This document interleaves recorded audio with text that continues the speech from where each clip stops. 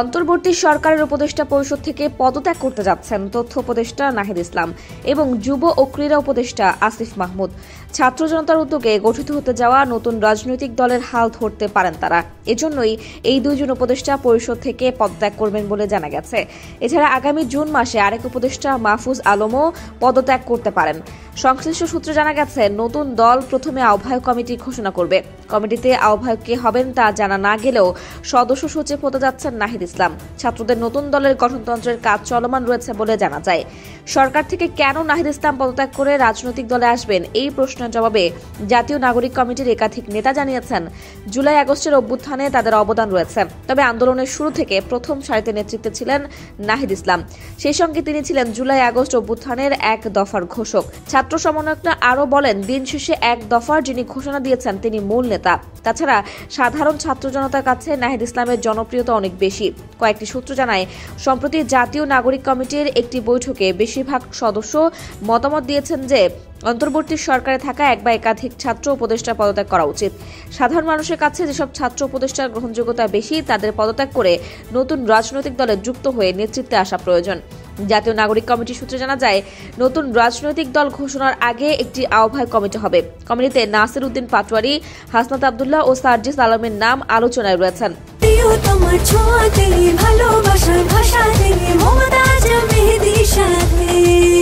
মমতাজ মেহেদী, প্রিয়জন প্রিয়তমার মেহেদী। আহ্বায়ক কমিটির মাধ্যমে রাজনৈতিক দলের আত্মপ্রকাশের পরে সময় নিয়ে কাউন্সিলের মাধ্যমে পূর্ণাঙ্গ কমিটি করা হবে। জানতে চাইলে জাতীয় নাগরিক কমিটির কেন্দ্রীয় যুগ্ম আহ্বায়ক আরিফুল ইসলাম আদিব বলেন, জুলাই গণঅভ্যুত্থানের শহীদ, আহত এবং জনতার আকাঙ্ক্ষা হচ্ছে অভ্যুত্থানে যারা নেতৃত্ব দিয়েছেন তারা সরকার থেকে পদত্যাগ করে নতুন রাজনৈতিক উদ্যোগে নেতৃত্ব দেবেন। তাই সরকারে থাকা ছাত্র প্রতিনিধিদের প্রতি আমার আহ্বান থাকবে, জনগণের আশা আকাঙ্ক্ষার প্রতি সাড়া দিয়ে নতুন রাজনৈতিক উদ্যোগে তারা যেন সামনে থেকে নেতৃত্ব দেন। আদিব আরও বলেন, বাংলাদেশের কৃষক, শ্রমিক, ছাত্র জনতা অধীর আগ্রহে অভ্যুত্থানের নেতৃত্বের দিকে তাকিয়ে আছে। যেভাবে ফ্যাসিস্ট খুনি হাসিনাকে নামিয়েছে, তেমনিভাবে রাষ্ট্রের প্রতিটি ক্ষেত্র থেকে ফ্যাসিস্টদের দোসর ও সহযোগীদের তাড়িয়ে মানবিক মর্যাদা সম্পন্ন কল্যাণকামী রাষ্ট্র গঠন করবে ছাত্র সমাজ।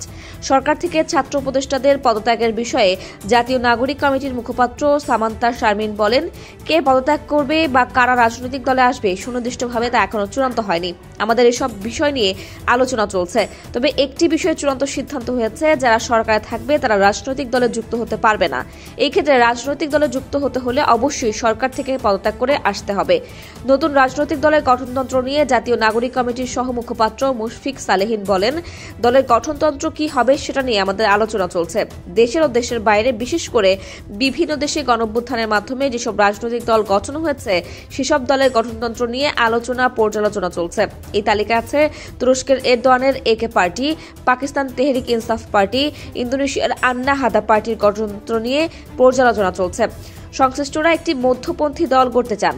মুশফিক সালেহিনের মতে, মধ্যপন্থী রাজনীতি হবে বাংলাদেশের ভবিষ্যৎ। এছাড়া দলের গঠনতন্ত্রের প্রাধান্য পাবে গণতান্ত্রিক প্রক্রিয়ায় নেতৃত্ব নির্বাচন। তৃণমূলের থানা ও ওয়ার্ড পর্যায়ের নেতারাও যোগ্যতার ভিত্তিতে শীর্ষ পর্যায়ে দায়িত্ব পালন করার সুযোগ পাবেন।